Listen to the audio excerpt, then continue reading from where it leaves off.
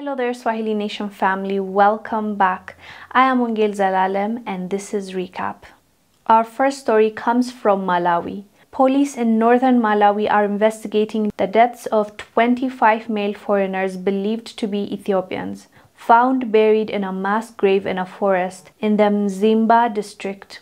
Police say villagers discovered the month-old mass grave in the forest while hunting wild insects in the forest. The preliminary investigation on the deceased shows all of them are Ethiopian nationals. The police are saying that this is not a new thing for them because they find immigrants, like people fleeing their countries to go to South Africa, and Malawi is the country they cross to get to South Africa.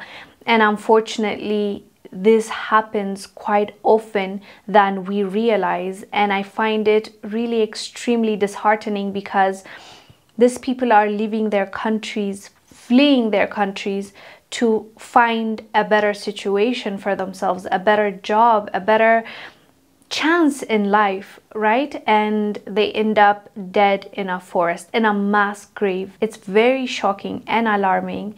And the police are saying that they're working on investigating, but unfortunately, since the bodies are like a month old, they have decomposed and there's not a lot to work on.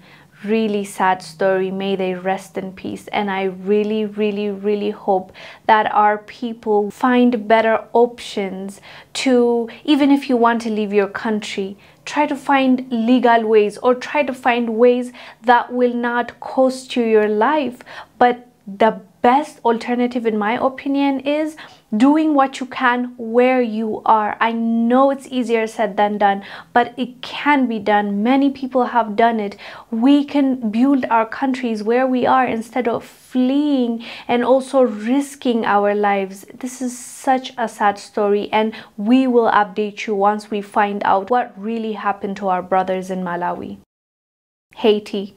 Haitians are protesting foreign intervention in their country. Haitians have been protesting for a few weeks now. They have been speaking out against foreign troops, UN troops, US troops trying to come into their country in the name of helping them. They are clearly saying that they do not want any foreign intervention, and what they want is to fix their own country by themselves. And we support that. Haitians are our brothers and sisters, and we want to support them in whatever they need. And one of the ways is creating awareness of their struggle and talking about it. So Haiti is clearly against foreign troops, but at the moment, the UN, along with the US, are trying to send special forces. They're talking about that. And obviously, Haitians are not happy with that because they are alleging that the West is working with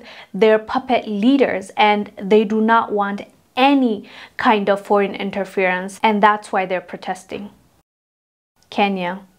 85 Kenyan women working abroad, mostly in Saudi Arabia, have died in the past 3 months. 85 Kenyan women in just 3 months. Losing their lives is not something that should be taken lightly. And the alarming thing is, the report shows they all died, at least most of them, of cardiac arrest. How does that happen? How do all these women living in the same area die from cardiac arrest? It does not make sense. It's not a contagious disease. So what really is going on here? A candidate that is running to be a minister in Kenya is actually saying that if he's elected and he's in that position, he's going to investigate all their deaths. We hope that that's going to happen, but politicians unfortunately say one thing and do another. We'll see if he's going to do that if he is elected. But this case needs to be investigated, whether this minister gets in that position or not, because 85 women in just 3 months is alarming. South Africa. South Africa's President Cyril Ramaphosa has withdrawn controversial perks for cabinet ministers and their deputies that saw their homes supplied with free electricity and water.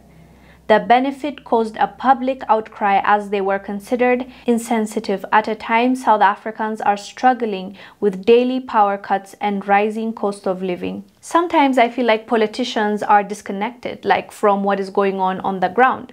Before they go into that position, they tell us what we want to hear. They promise us the world. And once they're ministers, member of parliament, president, prime minister, it's like they forget. Like, why are you now trying to give these ministers free electricity and water when your people are struggling getting the same things? You first need to work on providing for your own people before you start thinking about yourself. The position of power you are in is to serve people, not to be served. So I really am happy that after people started, speaking up and there was a huge outcry, he took it back. Basically, he backtracked and he said, okay, we don't need free water and electricity. It's just ridiculous at this point. Anyways, fam, let us know down below what your thoughts are about this week's recap. I'll see you on the next one. Bye.